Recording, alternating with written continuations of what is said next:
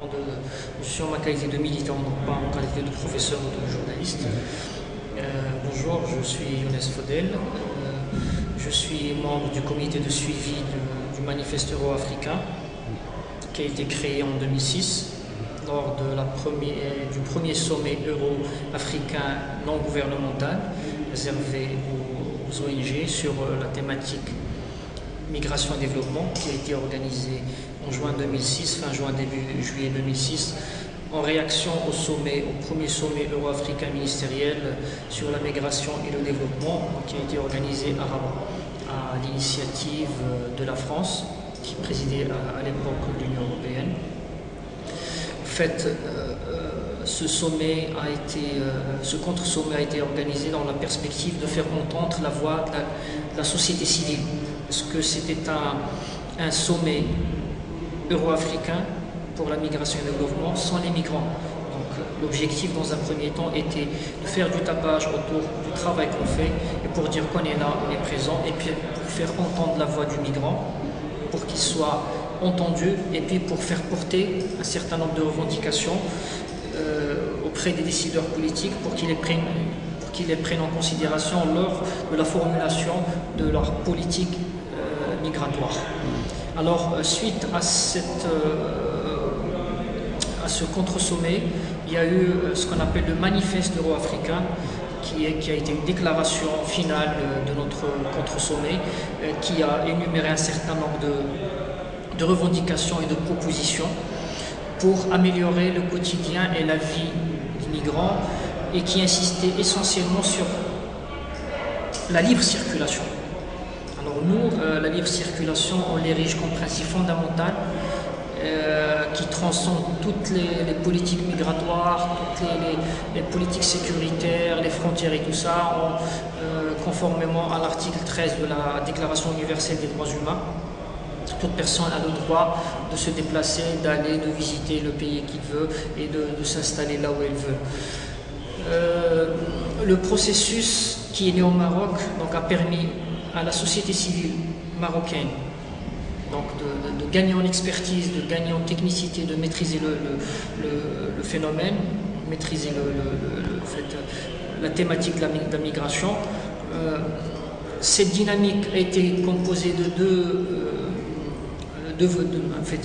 deux composantes.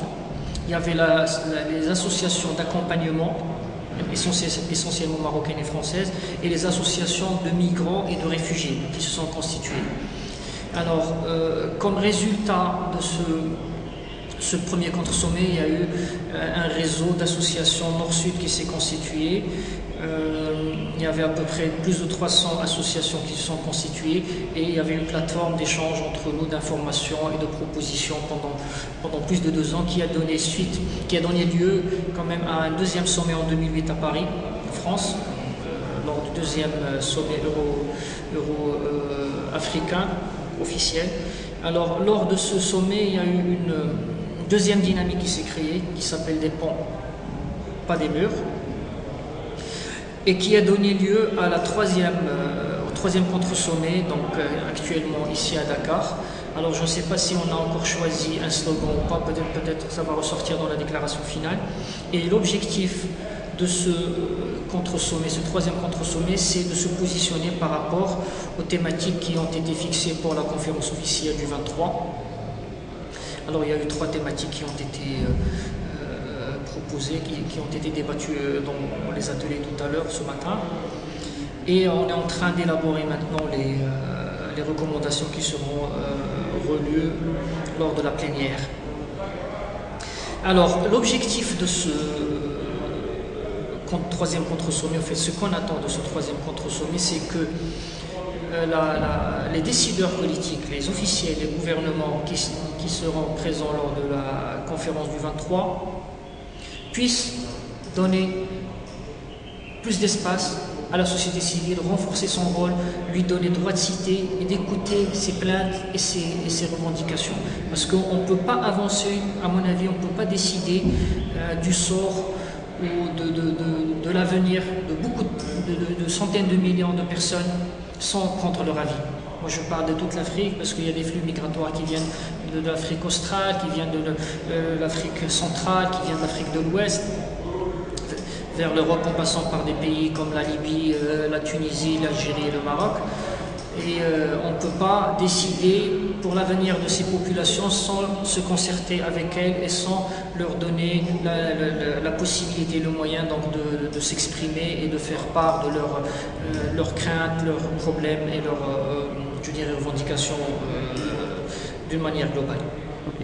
Et vous faites partie aussi de la société civile marocaine, j'imagine, défenseur des droits de l'homme. Quelle position défendez-vous sur la question de la migration?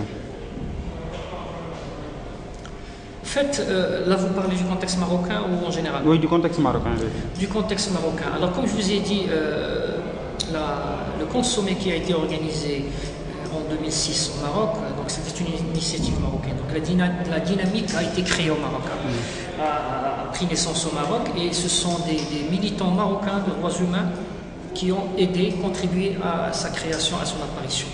Donc comme je vous ai dit, on a gagné en technicité, on a gagné en expertise, en expérience. On a des experts marocains qui sont spécialisés dans plusieurs domaines, sous-domaines, je dirais, de la migration. Et vous savez, depuis le début des années, la dernière décennie, donc depuis les années 2000, il y a eu un mouvement de migration donc, vers l'Europe. Ça a été un peu toléré, mais à partir de 2003-2004, les taux commençaient à se resserrer sur ces flux migratoires. Donc, que ce soit des autorités marocaines, que ce soit de l'Europe. Par la suite, il y a eu des accords entre l'Union européenne et le Maroc, et l'Algérie, et la Tunisie, et la Libye, pour renforcer le contrôle maritime, donc contrôle des frontières maritimes entre le continent, entre la région du Maghreb et les frontières sud de l'Europe. Il y a eu Frontex par la suite et tout ça. Et puis, ce qui s'est passé comme conséquence directe de ce renforcement, de ce verrouillage, je dirais, des frontières méridionales de l'Europe, il y a eu un accroissement de la population migrante subsaharienne dans le cas marocain. Parce que la plupart qui étaient en Algérie préféraient plutôt vivre au Maroc en attendant de passer que de rester en Algérie. Alors devant cette nouvelle situation, il y a un nouveau phénomène qui est apparu auquel les Marocains n'étaient pas préparés. D'abord, problème des réfugiés, qui était pendant longtemps une question réservée aux Européens, aux Est-Européens, donc qui ont fui le socialisme, le communisme et tout ça. Et puis cette nouvelle dimension de demandeurs d'asile subsahariens, pour le Maroc, c'était une question nouvelle. Et puis il y avait cet amalgame entre migrants et demandeurs d'asile, entre réfugiés et migrants. Ce qui fait qu'il y avait beaucoup de rafles. Et il y avait aussi un traitement, je dirais, préjudiciable, avec beaucoup de préjugés de la part de la presse marocaine au début, donc qui assimilait, il y a un quotidien qui a assimilé les migrants subsahariens et des cafards, et d'ailleurs ça a provoqué un tollé incroyable à ce moment-là au Maroc. Donc il y a eu une levée de bouclier de la part de la société civile, nous autres aussi, entre autres. Alors on commençait un petit peu à prendre connaissance avec la thématique. Les Marocains ont commencé je dirais, s'acclimater ou à prendre connaissance avec la thématique, qui fait que les associations marocaines de défense des droits humains en général n'avaient pas cette thématique comme priorité. C'était plus défendre ou faire du plaidoyer pour le respect des droits humains des Marocains, donc droits économiques, sociaux, culturels, droits civils et politiques. C'était plutôt ça. Alors il y a cette dimension qui a été intégrée à leur combat, à leur plaidoyer, et nous on a été les fers de lance de cette dynamique, ce qui fait que pendant les années 2004, 2005 et jusqu'à 2006, donc c'était des années où il y a eu une répression terrible, il y avait beaucoup des vagues d'arrestations, il y avait beaucoup de déportations en violation des traités internationaux et conventions signées par le Maroc, signées et ratifiées par le Maroc, et en violation de la loi marocaine 0203, justement, qui interdit la déportation d'une certaine catégorie de migrants, notamment les femmes enceintes et les femmes avec des enfants. Et puis toutes les personnes qui étaient déportées, donc elles l'étaient sans aucune forme de procès, sans aucune notification judiciaire, rien. Donc ils étaient pris, ils étaient mis dans des bus et convoyés vers la frontière maroco-algérienne ou vers la frontière maroco-mauritanienne. Donc sans aucune forme de procès ou sans que la procédure soit respectée. Donc l'urgence pour nous, à ce moment-là, était d'abord de faire du plaidoyer pour faire cesser ces déportations. Donc je pense qu'on a réussi jusqu'à une certaine mesure donc à faire cesser les déportations massives. Bon, maintenant, il y a quand même, de temps en temps, il y a des déportations, mais ça n'a jamais atteint l'ampleur que ça a été en 2005, 2006 et 2007. C'était vraiment alarmant à cette époque. Alors, deuxième fait qui a quand même, je dirais, fédéré la société civile marocaine autour de cette question, c'est les événements tragiques de Ceuta et Melilla en 2007, lorsque, devant leur incapacité à passer vers l'Europe, un certain nombre de migrants ou de candidats à l'immigration qui étaient dans les forêts de Gourou et de Beliounech, à côté des enclaves espagnoles qui sont marocaines d'ailleurs, de Ceuta et Melilla, ont essayé de traverser les grillages électrifiés de ces deux villes enclavées. Alors il y a eu un massacre, il y a eu, je pense, 12 ou 13 personnes qui sont tombées par des tirs à la fois espagnols et marocains. On a demandé à ce qu'une enquête soit faite. Jusqu'à présent, donc, il n'y a pas eu quand même une enquête approfondie ou sérieuse sur la question. Il y a eu quand même des enquêtes bâclées, il y a eu des conclusions qui ont été servies à la société civile et à l'opinion publique. Alors depuis ce moment-là, depuis cette période, la question s'est posée avec beaucoup plus d'acuité, qui fait qu'on a renforcé notre capacité pour répondre à ces nouveaux défis. D'ailleurs, depuis cette période, les alentours de ces régions ont été vidés parce que les gens vivaient dans des conditions, je dirais, inhumaines.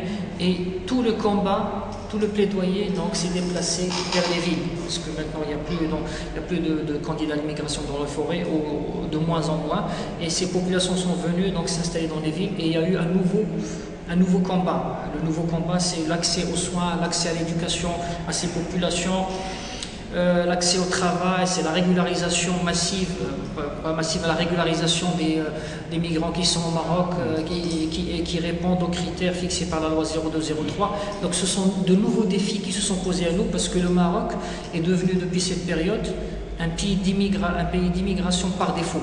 Parce que les gens venaient au Maroc avec l'espoir de passer, mais ils se sont retrouvés bloqués au Maroc et ils ont passé plus de 3, 4 ans, 5 ans, donc ils envisagent d'y vivre jusqu'à nouvel ordre. Et pour pouvoir vivre au Maroc, il faut trouver un travail, un logement décent, accès aux soins, accès à l'enseignement pour les petits-enfants et tout ça. Et ça, c'est pas donné. Donc maintenant, on est passé à la phase 2, c'est les solutions durables. Ce qu'on appelle les solutions durables pour ces gens, pour cette population, en plus de la protection contre l'expulsion et contre toute forme de racisme ou de stigmatisation. 2006 Rabat, 2008 Paris, 2011 Dakar. Si vous deviez nous faire un bref résumé de votre combat depuis cette date, vous nous direz quoi sur la question de la migration? Alors les thématiques débattues dans les 3 conférences, et celle qui sera débattue en 2003, on remarque que il y a une suite logique dans les, si on peut la qualifier de logique, c'est-à-dire ils avancent, les sommets officiels traitent des questions de plus en plus techniques.